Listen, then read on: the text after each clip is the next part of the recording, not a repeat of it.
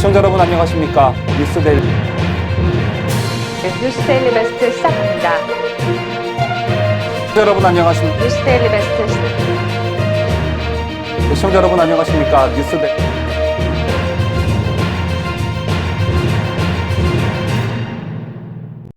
여러분 안녕하십니까? 민앵커입니다. 북한 간첩과 남한 국정원 요원 간의 우정을 그린 영화 의형제라는 영화 기억하고 계시는지 모르겠습니다.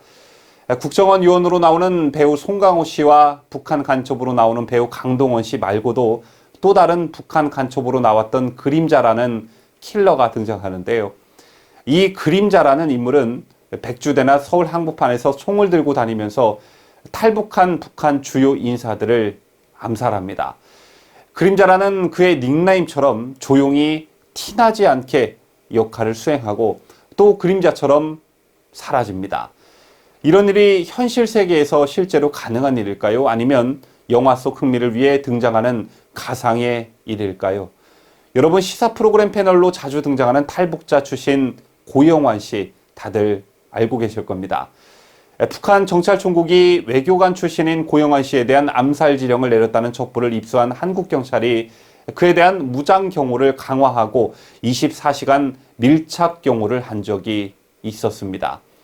지난 1997년에는 김정일의 전처 성혜림의 조카 이한영 씨가 암살되는 일이 있었지요. 이 씨는 1978년 모스크바 외국어대 어문학부를 전공한 엘리트 출신으로 프랑스어 연수를 위해 스위스 제네바로 들어간 뒤 1982년 9월 서방으로 탈출했고 같은 해 10월 한국에 망명했습니다. 이렇게 한국에 들어온 이한영 씨는 북한 고위층 실상을 신랄하게 비판해 왔는데요. 그는 1997년 2월 15일 이날 오후 9시쯤 경기 성남의 자신의 아파트 엘리베이터 앞에서 괴한 2명에게 총기로 피격당했고 얼마 후 사망했습니다. 이 씨의 피격 사건은 지금까지도 미스테리로 남아있는데요. 누가 왜 이 씨를 죽였는지 밝혀진 것은 없습니다만 이 씨는 죽기 전에 간첩이라고 말했습니다. 그리고 이 씨가 살해당한 현장에서 발견된 탄피가 북한 간첩들이 주로 사용하는 것이었습니다. 이렇게 이한영 씨가 죽은 뒤에 북한 당국의 공공의 적은 황장엽 전 북한 노동당 비서였습니다. 황장엽 씨는 여러분 잘 알고 계시다시피 북한 주체 사상의 최고 이론가이며 한때 북한 권력 서열 13위에 올랐던 핵심 권력층이었습니다. 황 씨는 김정일과 갈등을 겪다가 이한영 씨가 살해되던 해인 1997년 베이징 주재 한국 총영사관을 통해 한국으로 망명했습니다. 지금까지 북한을 탈출한 탈북자 가운데 최고위층 인물이었는데요. 망명 후에는 역시 남한 탈북자들의 정신적인 지주 역할을 하면서 강연과 방송 등을 통해 북한 체제와 권력을 비판해 왔습니다. 그리고 역시 북한 당국은 황 씨의 암살을 최대 목표로 삼았습니다. 황 씨를 암살하기 위해 끊임없이 공작조를 내려보냈고 실제로 북한은 정찰총국 요원 2명을 탈북자로 위장해 난파했다가 우리 정부 당국에 의해 적발되기도 했습니다. 그리고 황 씨는 2010년 10월 갑자기 사망하게 됩니다. 이렇게 목숨을 걸고 자유를 찾아 자유대한민국의 품에 안긴 탈북민들의 삶은 늘 불안했고 그들에게 진정한 자유는 없었습니다. 며칠 전 한국의 뉴스를 크게 장식했던 뉴스가 하나 있었죠.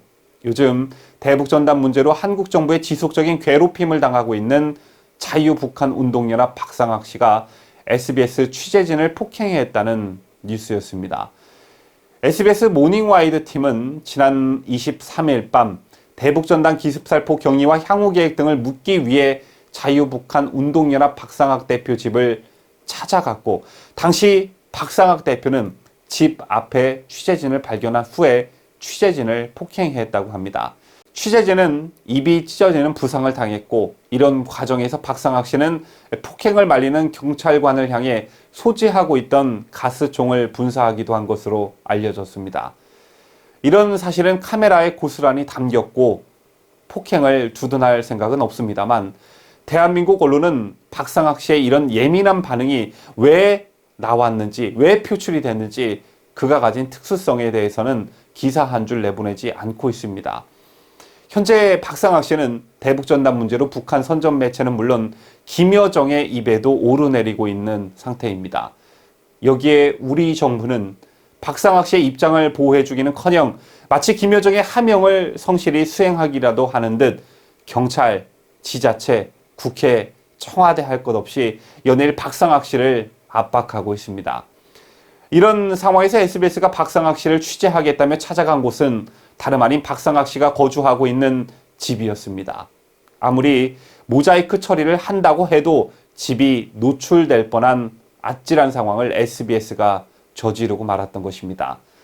앞서 말씀드렸지만 이한영 씨가 피격당한 곳은 다름 아닌 자신의 아파트 엘리베이터 앞이었습니다. 박상학 씨에게는 일종의 트라우마가 있습니다. 박 대표는 지난 2011년 9월 대북전단 활동을 지원해줄 사람이 있으니 신노년역으로 혼자 나오라는 전화 한 통을 받았습니다. 하지만 첩보를 입수한 정보기관이 박 대표 대신 현장으로 나가 북한 공작원을 검거하는 사건이 있었는데요. 평양에 남겨진 가족 때문에 북한에 회유되었다는 탈북자 출신의 북한 공작원은 만년필 모양의 독침과 손전등 모양의 독총, 즉 독침 발사기를 소지하고 있었습니다. 박상학 씨가 그 자리에 나갔더라면 제2의 이한영 씨가 될지도 모르는 아찔한 상황이었던 것입니다. 요즘 문재인 정부가 대북전단을 이유로 박상학 씨에게 하는 일련의 모습들을 보면서 박상학이라는 사람의 인생에 대해 다시 한번 생각해 보게 됩니다. 박상학 씨에게 지금까지 단 한 번이라도 진정한 자유가 있었던 적이 있었을까? 지난 2017년 5월 4일 탈북민 단체장 수십여 명을 포함한 탈북민 400여 명은 국회의원회관에서 문재인 후보를 지지하는 기자회견을 가졌습니다. 이 기자회견에서 더불어민주당 19대 대선 캠프 추미애 상임선대위원장과 전병헌 전략본부장, 송영길 총괄본부장은 탈북민들에게 6가지를 약속했습니다. 제가 좀 읽어드리겠습니다. 첫째, 북한 이탈 주민지원재단을 탈북민 위로 개혁한다. 둘째, 탈북 미혼모 및 한부모 가정의 생활 조건을 개선한다. 셋째, 중국에서 출생한 탈북민 자녀 생활 대책을 마련한다. 넷째, 탈북민 출신 석박사들의 연구활동 자금 마련 및 연구기관을 설립한다. 다섯째, 탈북민 총연맹과 같은 탈북민 커뮤니티를 구성하도록 지원한다. 여섯째, 탈북민들의 일자리 마련을 위한 경제 지원을 1층 강화한다. 그러나 19대 대선이 끝나고 문재인 후보가 대통령에 당선된 지 4년 차에 접어드는 현 시점에서 이 공약은 완전히 허위로 드러났고 이에 대해 탈북민들은 심한 분노를 느끼고 있다고 합니다. 지난해 탈북민 한성옥 씨는 6살 난 장애 아들과 함께 임대 아파트에서 굶어 죽어 변사체로 발견되었고 탈북민 단체들은 이전 정부 때에 비해 정부 지원이 대폭 줄어들거나 중단되었고 이 정부 들어 탈북자들에 대한 정책은 눈을 씻고도 찾아보기 어려울 정도라고 탈북민들은 이구동성으로 말을 하고 있습니다. 이뿐만이겠습니까? 탈북민들의 자살률 또한 증가하고 있고 탈남에서 재입국하거나 해외로 또다시 망명의 길을 선택하는 사례도 늘고 있습니다. 게다가 문재인 정부가 목선을 타고 내려온 탈북 청년 2명을 그 어떤 증거도 없이 16명을 살해한 흉악범으로 몰아 강제 북송시키면서 탈북민 사회는 극도의 불안감을 나타내고 있으며 현 정부에 대한 실망감과 분노를 쏟아내고 있습니다. 혹시 말입니다. 탈북을 계획하고 계시거나 꿈꾸고 계시는 북한 주민 여러분께서 만약 제 유튜브 방송을 보신다면 이 땅 대한민국에 살고 있는 청년의 말에 귀 기울여 주시기 바라겠습니다. 최소한 이 정권이 끝날 때까지는 남쪽으로 오지 말기를 권유드립니다. 그리고 여러분께 진정한 자유를 약속드릴 수가 없어서 대한민국의 한 국민으로서 정말 미안합니다. 북한에서 김정은 험담하면 처벌을 받죠.